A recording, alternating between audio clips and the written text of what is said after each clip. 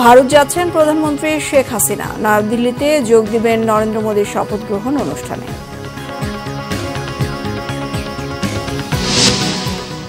বিপর্যয়ের দিকে পোল্ট্রি শিল্প, ব্যবসা গুটিয়ে বিকল্প কর্মসংস্থানের সন্ধানে একসময় সফল উদ্যোক্তারা।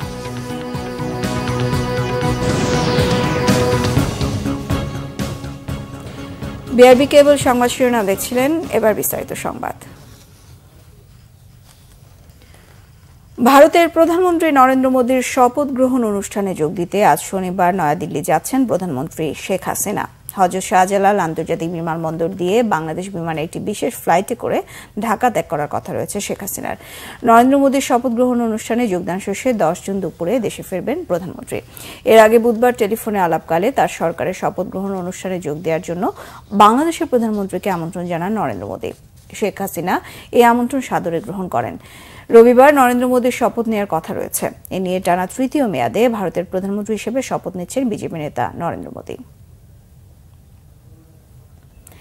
প্রস্তাবিত বাজেট জনগণকে স্বস্তি দেবে বলে দাবি করেছেন অর্থমন্ত্রী আবুল হাসান মাহমুদ আলী। শুক্রবার বাজেটোত্তর সংবাদ সম্মেলনে অর্থমন্ত্রী দাবি করেন, বাজেটে কর কমানোর ফলে এবছরই মূল্যস্ফীতি 6.5% নেমে আসবে। বাজেট ঘাটতি মেটাতে ব্যাংক ঋণের উপর নির্ভরতা নিয়ে টেনশনের কিছু নেই বলে উল্লেখ করেন তিনি। এনবিআর চেয়ারম্যান আবু হেনা রহমাতুল মুনিম জানিয়েছেন, অর্থ পাচার নিয়ন্ত্রণ সহ বিভিন্ন কারণে কালো টাকা সাদা করার সুযোগ দেওয়া হয়েছে। রিপোর্ট জিয়াউল হক সবুজের। রীতি অনুযায়ী বাজেট ঘোষণার পরদিনই সংবাদ সম্মেলন করেন অর্থমন্ত্রী আবুল হাসান মাহমুদ আলী। 6 মন্ত্রী, 1 উপদেষ্টা, 2 জন প্রতিমন্ত্রী এবং 4 সরকারি কর্মকর্তা নিয়ে একই মঞ্চে বসেন তিনি। গণমাধ্যম কর্মীদের প্রশ্নের জবাবে অর্থমন্ত্রী দাবি করেন, বাজেটে ব্যাংক ঋণের উপর নির্ভরতা নিয়ে টেনশনের কিছু নেই। সব সরকারই করে এবং উন্নত দেশে এর পরিমাণ অনেক বেশি। আমরা তো এবার 5% মধ্যে এটাকে ধরে রেখেছি। কাজে এটা এত কিছু ইম্পর্টেন্ট জিনিস নয়, তো এটা নিয়ে আপনার চিন্তার কোনো কারণ নেই। 10টি পণ্যের শুল্ক হ্রাস করা হয়েছে, 19টি পণ্যের সম্পূরক মূল্য প্রত্যাহার করা হয়েছে, 172টি পণ্যের সম্পূরক শুল্ক হ্রাস করা হয়েছে। এটা কিন্তু পর্যায়ক্রমে এই শুল্কগুলি হ্রাস করা হচ্ছে।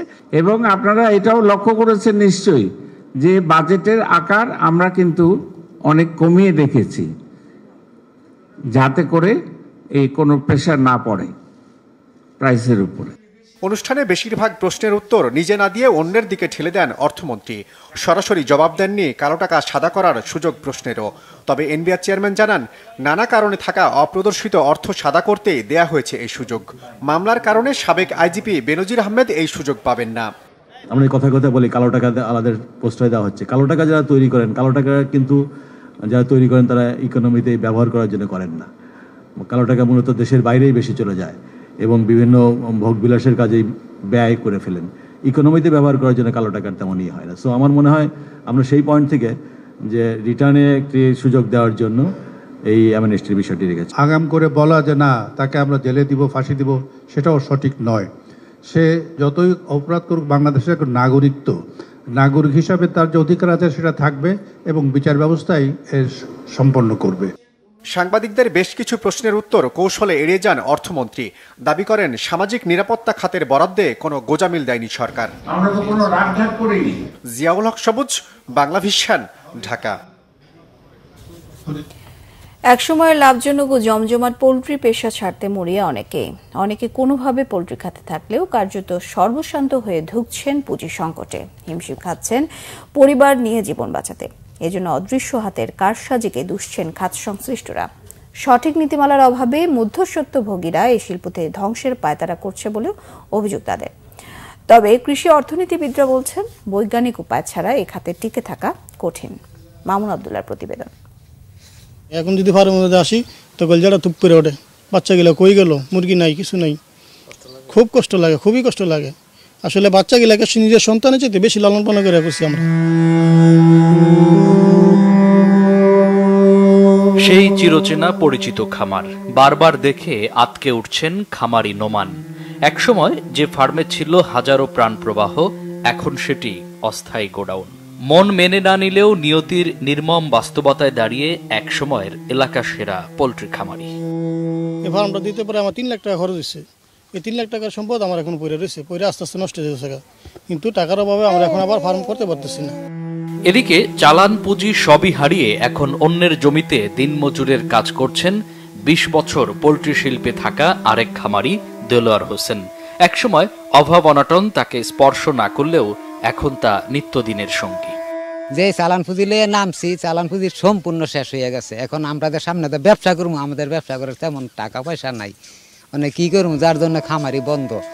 তাদের মতো একই দশার দিকে যেতে হচ্ছে নারায়ণগঞ্জের সোনারগাঁও উপজেলার বেশিরভাগ খামারিকেই।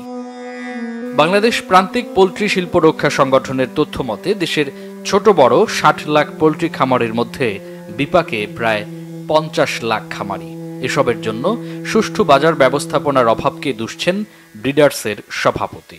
খামারগুলো টিকলেই কিন্তু আমরা ভোক্তারা এটা পাবো, মুরগিও পাবো, ডিমও পাবো। আর যদি খামার না থাকে, ইন্ডাস্ট্রি যদি ধ্বংস হয়ে যায়, তাহলে আমরা কোথায় পাবো মুরগি, কোথায় পাবো ডিম? অনেক সময় বলে যে ইম্পোর্ট করে নিয়ে আসবো। আসলে এই জিনিস ইম্পোর্ট করে এনে এই 18 কোটি 20 কোটি মানুষকে এর নেসেসিটি এটা দেওয়া আসলে সম্ভব না। পোলট্রিতে একটা মিনিমাম এবং ম্যাক্সিমাম প্রাইস, এই দুইটা ঠিক করতে হবে। বাজার ব্যবস্থাপনায় যে অস্থিতিশীল অবস্থা, যেমন খামারের পরে যেই মধ্যস্বত্বী ভোগীরা আছে, এরা যেন অধিক মুনাফা করতে না পারে, এদের সিলিংটাও ঠিক করে দেওয়া দরকার। তবে ঝোঁকের বশে অতি মুনাফার আশায় নয়, বরং বৈজ্ঞানিক উপায়ে খামার পরিচালনা করার পরামর্শ কৃষি বিশেষজ্ঞদের। প্রথমত, যেহেতু একটি জীবন্ত প্রাণী, কাজেই তাকে স্বাস্থ্যসম্মতভাবে পালন করার সকল বৈজ্ঞানিক পদ্ধতিগুলোকে আমাদের মানতে হবে। বুঝে শুনে আসুন, সবার জন্য সব ব্যবসা না, এবং রাতারাতি আমি খুব লাভ করে এখান থেকে চলে যাব এমন ব্যবসা এটা না। সরকারের সর্বোচ্চ মহল নজর দিলে দেশের কর্মসংস্থানের বিশাল খাত পোল্ট্রি শিল্প এখনো রক্ষা করা সম্ভব বলে মনে করেন সংশ্লিষ্টরা। মামুন আব্দুল্লাহ, বাংলা ভিশন, ঢাকা। এই ছিল এখনকার মতো। পরের সংবাদ সকাল 11টায় দেখার আমন্ত্রণ রইল। এছাড়া বাংলা ভিশনের সংবাদ ও সংবাদ সংশ্লিষ্ট অনুষ্ঠান দেখতে ভিজিট করুন www.bvnews24.com ও facebook.com/banglavisionnews।